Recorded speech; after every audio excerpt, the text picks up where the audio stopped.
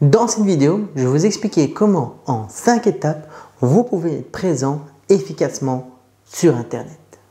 Bonjour, je suis Olivier et vous regardez une nouvelle vidéo de PicBlock Factory.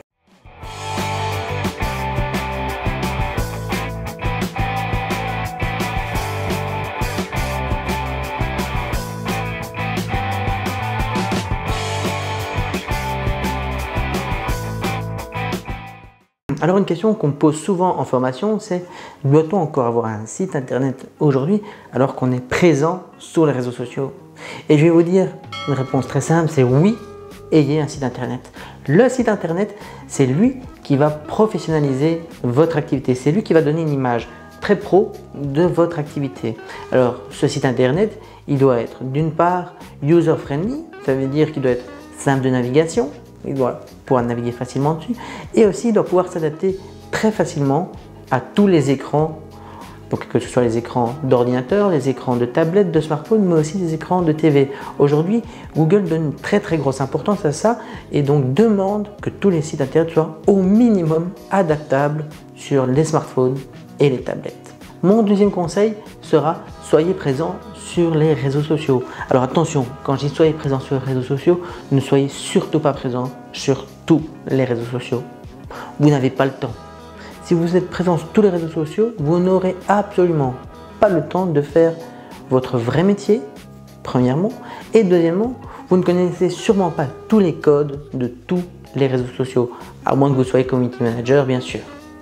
Alors moi, ce que je vous conseille, c'est d'être présent sur 2 réseaux sociaux. Premier réseau social, eh bien, le réseau social où se trouve votre communauté, où se trouve votre audience, où se trouve votre client cible. Si vous savez que votre client cible, eh bien, c'est du B2B, du business, eh bien, par exemple, soyez présent sur LinkedIn. Par contre, si vous savez que votre client cible, ce sont des jeunes, eh bien, soyez peut-être présent sur TikTok ou Snapchat. Et comme deuxième réseau social, eh bien moi je vous conseille vivement d'être sur un réseau social que vous utilisez à titre personnel et que vous maîtrisez sous le bout des doigts. Ça ne sert à rien de vouloir être présent sur un deuxième réseau social que vous ne connaissez pas, auquel vous devez apprendre les codes, auquel vous devez vous adapter.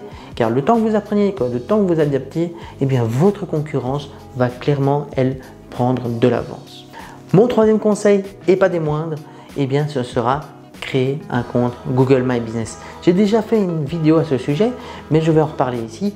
Eh bien oui, Google My Business, eh bien c'est une petite fiche qui permet aux utilisateurs, aux personnes qui font des recherches sur Google, eh bien de vous retrouver facilement grâce à une fiche Google My Business. Eh bien votre entreprise, selon la recherche de l'internaute, apparaîtra dans la colonne de droite de Google et donc vous serez extrêmement visible grâce à cet outil. Gros avantage, c'est que c'est très simple à mettre en place. Vous tapez sur Google Google My Business, vous cliquez sur le premier lien et vous créez votre fiche. Ça permettra de dire où vous êtes, quels sont vos horaires, quel est votre numéro de téléphone, quelle est l'adresse mail, quel est le site internet, comment vous géolocalisez. Et l'avantage, c'est que c'est 100% gratuit. Alors pourquoi s'en priver?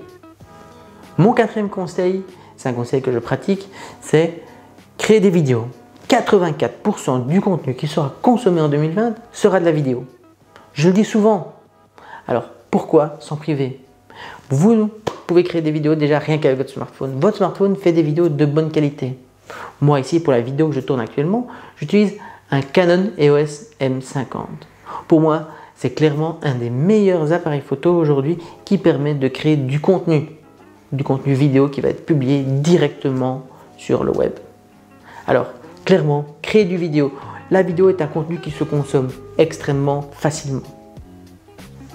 Et en plus de ça, la vidéo aujourd'hui permet de vous référencer très facilement. Google a racheté il y a quelques années YouTube. En rachetant YouTube, a permis à YouTube d'être bien référencé.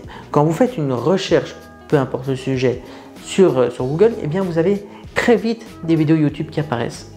Alors pourquoi pas la vôtre? Mon cinquième conseil, c'est penser à votre personal branding. Mettez vos compétences en avant. Parlez de ce que vous savez faire, donnez des conseils. Quand on veut faire de la vente sur Internet, il ne faut pas penser en termes de vente. On est sur Internet pour apprendre quelque chose. Donc très clairement, quand vous voulez vous mettre en avant, vendre votre produit, vendre votre service, eh bien, au lieu de vouloir vendre pour vendre, mettez en avant vos compétences, mettez en avant votre savoir-faire, donnez un maximum de conseils. Alors oui, vous n'allez pas directement dans la minute qui suit avoir des clients qui vont arriver, mais au fur et à mesure en donnant des conseils, eh bien vous allez avoir du retour et vous allez avoir des personnes qui vont venir acheter votre produit ou votre service.